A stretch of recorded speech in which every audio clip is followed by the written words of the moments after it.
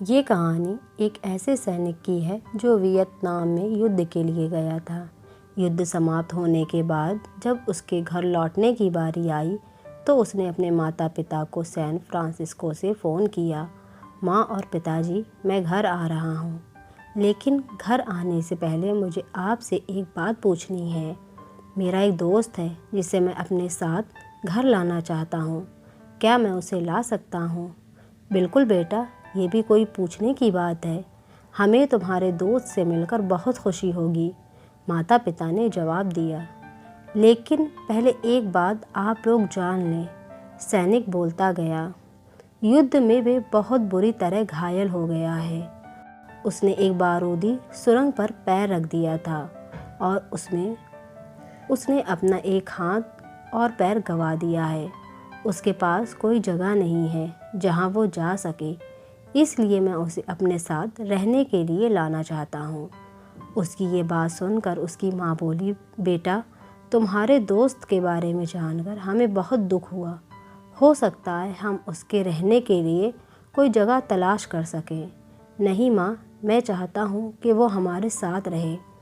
लेकिन बेटा, अब पिता ने कहा, तुम समझ नहीं रहे हो कि तुम क्या चाह रहे हो। इस तरह का अपाहिज व्यक्ति हमारे लिए कितना बड़ा बोझ होगा।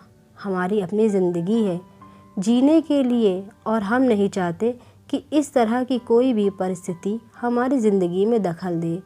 मेरे हिसाब से तुम्हें अकेले घर आना चाहिए और अपने दोस्त को वहीं छोड़ देना चाहिए।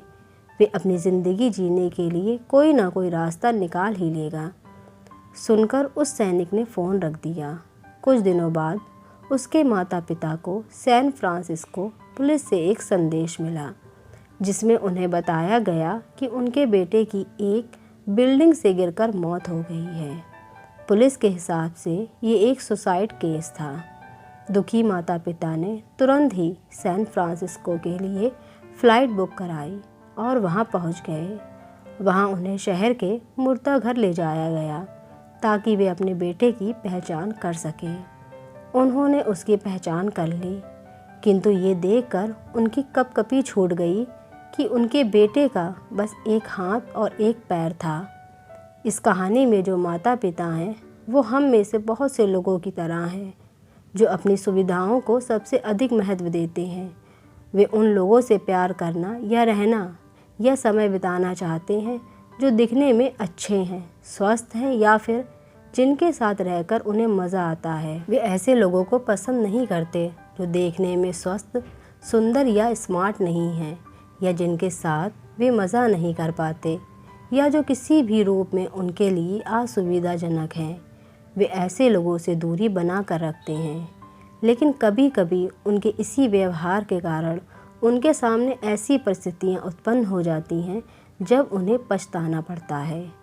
आइए लोगों को वे जैसे हैं वैसे ही अपनाएं और ज़रूरत पड़ने पर उनकी मदद करें। जो सैनिक अपनी जान पर खेलकर देश के लिए लड़ता है, मगर उसके बाद उसे जीवन और अपने करीबियों की दिल में छुपी वास्तविकता का पता चलता है जो उसे झकझोर देती है। अगर आपको ये कहानी पसंद आई है तो प्लीज़ वीडियो को लाइक कीजिए और चैनल को ज़रूर सब्सक्राइब कीजिए। Thanks for watching.